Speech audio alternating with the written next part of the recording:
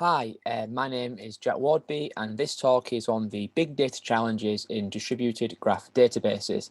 This is joint work between me and my supervisor at Newcastle and Dr. Jim Webber from Neo4j. There's a lot to unpack in this title, so let's dive straight in. Database systems can be categorized and classified along a number of different dimensions, one of which is the data model they present to users. Most people who've used a database system before probably have used a relational system, something like Postgres or MySQL, where you think of your data being stored in tables, rows and columns, and that are linked through foreign key constraints. Other types of systems include things like key value stores, such as Redis, document databases such as Mongo, and RDF stores like MarkLogic. Lastly, you can have graph databases such as Neo4j, TigerGraph, and dgraph, where we think of our data as a graph rather than any of a table or key value pairs. Specifically, we use the data model that's called the labeled property graph, where entities represented by nodes and edges capture the relationships between entities. Additionally, we can put labels on these nodes and we can store properties, key value properties on the nodes and the edges. And this leaves us with a really expressive data model that can capture a wide range of domains. For example, here we have some company that has a CEO, Amy Peters, and this company happens to be located in some city. And the key point about this data model is that we are treating relationships as equally as the actual data itself. So relationships can be thought as being first class citizens in this data model, and it allows us to express really nice queries over this data. We can do things such as shortest path traversals, and we can kind of really unlock a lot of the interesting aspects of graph theory and kind of extract more value from our data. From an implementation perspective, having these edges, being able to traverse these edges quickly is really important. So to do this, we actually represent a logical edge as two physical records in the storage engine. This allows us to actually traverse the edge in both directions very cheaply. So rather than even though at the logical level an edge has direction, like for example here the edge goes from the flight to the seat. Internally we can actually traverse this edge in both directions, and this allows us to speed up query performance.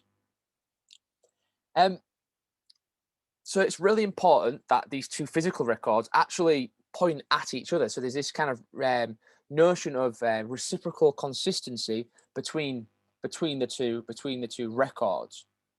This is important, and it will come clear why this is important later on in this talk. But keep this in mind for now.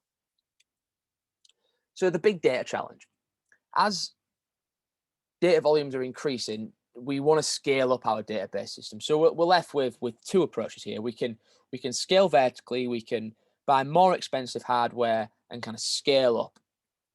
But this is obviously is a very costly way of doing things, and there is to some extent a glass ceiling of how far you can scale upwards. The alternative option is to scale horizontally. So we add more hardware to our resource pool, and this is probably going to be a cheaper approach, and we can scale out theoretically for infinitely, but obviously there is limitations to physical limitations to how far you can actually go. So the approach to horizontally scaling a distributed database is, first of all, you take your data and you chop it up and partition it in a way, and you can assign these partitions to various machines in the cluster. And then often you actually then replicate these data partitions either within the data center or across data centers for if you want to geo-replicate things. And this gives us some nice benefits. We can scale, we get availability, and we get fault tolerance. Now, applying this approach to a graph database is a little bit tricky because the fact that graph partitioning is non-trivial. For example, take a key value store, for example. If we can quite easily partition the key space into disjoint sets where we say, okay, A to D can go to partition 1 and E to F to partition 2 and so on and so forth. We can't quite do that with a graph. What we do is we actually try to we assign the nodes to partitions in evenly, but doing it in a way that minimizes the number of edges that span between the partitions. There's very few instances of where you can actually assign disjoint parts of the graph to individual partitions. So to illustrate this a little bit further, take the input graph A, and let's assume we have 3 machines. We apply our partitioning algorithm and we come out with something looking a little bit like this, where we've got some nodes that are local to a server and some nodes that span between servers, that are distributed between servers.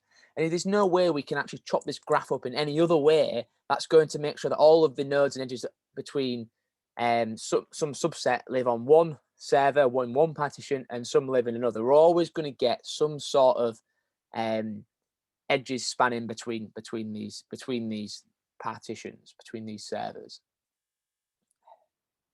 Now, this becomes a problem when we want to maintain this consistency, or reciprocal consistency as we call it, between the physical records of a distributed edge, because they now live on separate servers. So maintaining the consistency of these requires some degree of coordination between the servers. For example, here, back to our flight available seat example graph. Now the information about the edge on the flight node lives in server 1, whilst the other half of the information lives on server 2. Maintaining this becomes a problem in some of the common approaches that people use to build a distributed graph database. So one way that is that out there is that people take an existing highly scalable distributed NoSQL database system and then they glue on a graph layer on top. So to give it the look and feel of a graph database, and in theory harnessing the underlying capabilities of the distributed scalable storage engine. But the problem of this is that you actually inherit the lack of cross-partition consistency guarantees from the underlying system. And these distributed edges can quite easily become inconsistent. An example of a system that employs this design is Janus Graph, which allows you to use Apache Cassandra as the storage engine. So let's look, to illustrate this a little bit further, let's look at an example of how a lack of coordination between partitions can cause these distributed edges to become inconsistent. So again, let's take our little flight seat example graph. And let's assume that there are 2 people who want to book this seat in this flight. Mr. Red requests to book the seat, and also Mr. Blue. They both want to book the seat in this flight. Here we have server 1 and server 2, and time's going to flow from top to bottom. The thing to keep in mind here is there's no guarantee which order you are going to start updating the distributed edge. So for example, here, Mr. Red request lands at server 1 first. So he begins updating the edge information at server 1. Along comes Mr. Blue, who requests to book the seat starting at server 2. So they both update opposite ends of this distributed edge record. Mr. Red then moves across to server 2 to complete his operation, in the process of overwriting the information written there by Mr. Blue. Mr. Blue does the exact same thing on server 1, overwriting the information written by Mr. Red. So we're now left with a scenario where this edge is in an inconsistent state. And if I query the state of this edge, I receive a different result from either depending on the server that my request gets routed to. So from server 1, it'll say, okay, yeah, Mr. Red is in this seat, but on the other, it'll say Mr. Blue is in this seat. This obviously is a big problem, and it actually gets a lot worse. And this inconsistent information can actually spread even further. So this happens through the following mechanism. So consider some subsequent operation after we've corrupted this edge, reads this inconsistent information, and then takes an action based on this inconsistent state it's read. It has technically then introduced more garbage into the database. It's corrupted the database further, and this can spread throughout the graph. And this finding was the main motivator behind this PhD research. In some work back in 2018, my supervisor in Jim took and tried to model this scenario, looking at around 100,000 operations per second on a graph with 1 billion nodes and 11 billion edges, with around 30% of these being distributed. And they found that without additional coordination, this graph can become, or 10% of the edges in this graph can become corrupted after only 2 days, which is quite a frightening result in a way, in that your system can essentially be rendered useless in such a short period of time. So then we started looking at ways to solve this problem. So how can we maintain consistency of distributed edges? And to this end, we designed and evaluated 2 protocols, one of which was published back in 2019 at the European Performance Evaluation Workshop, and a second one which was published last year at the Practice and Principles of Distributed Consistency at Eurosys. And the key insight that both of these protocols leverage is the fact that when an operation is updating a distributed edge, it updates both of the distributed edge pointers in sequence. So when it updates one, it has to immediately go and update the other. And this is the key thing that we leveraged in the design of these protocols.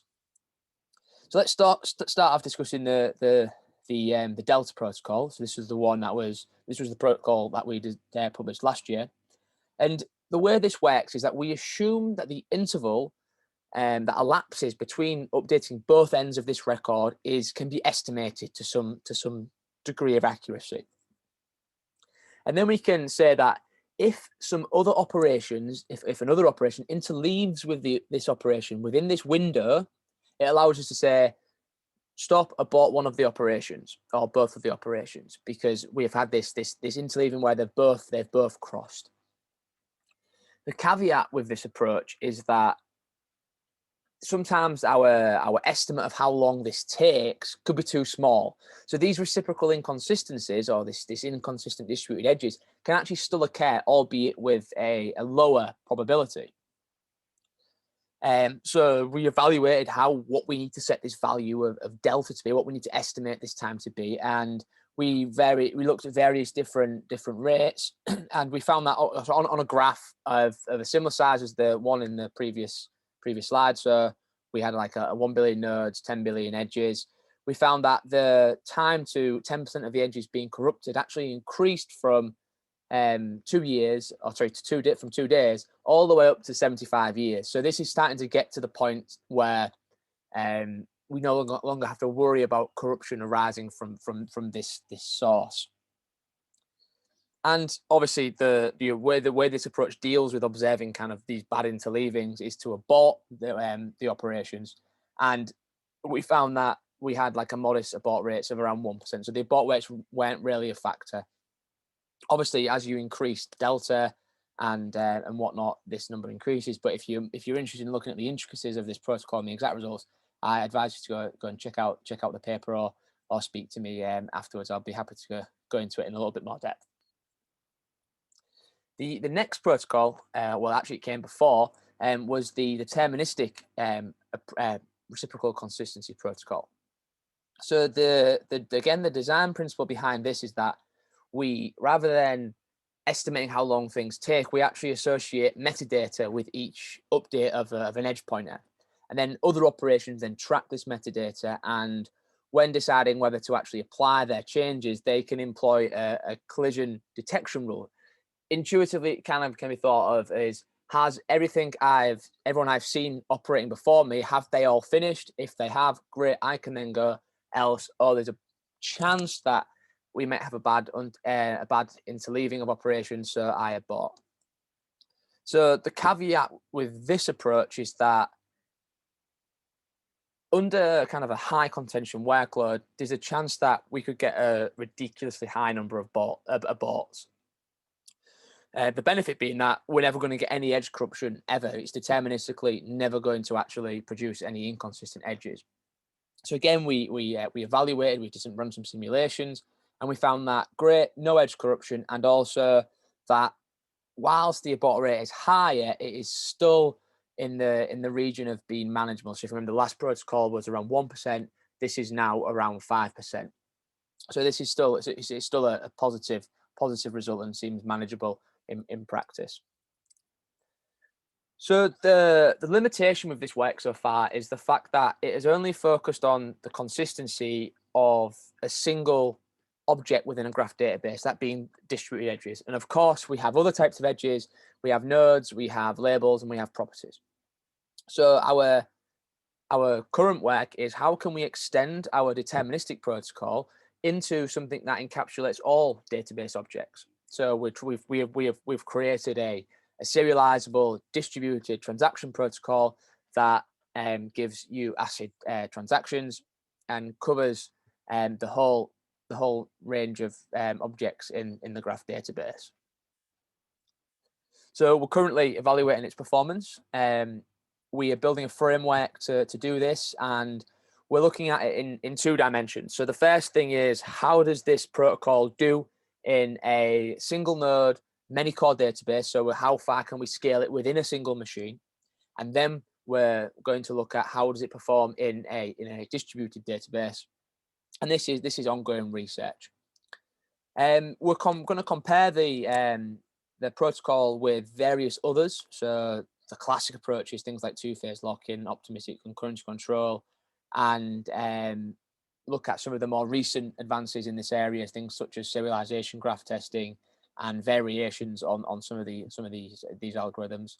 Our protocol is, we've called it the optimistic weight hit protocol, as that's the name we've chosen for it.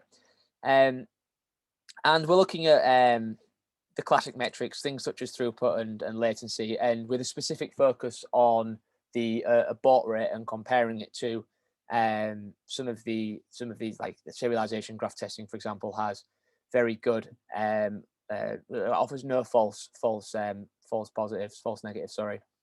So we're looking at these kind of things. But like I said, this is ongoing research, but provisional results look good, and it fingers crossed it continues. The results continue to be good. That concludes my talk. Thanks for listening, and I believe I'll take some questions now. Thanks for listening, and if you want to contact me afterwards, there's my email on there, or just reach out to me on Twitter. Thank you.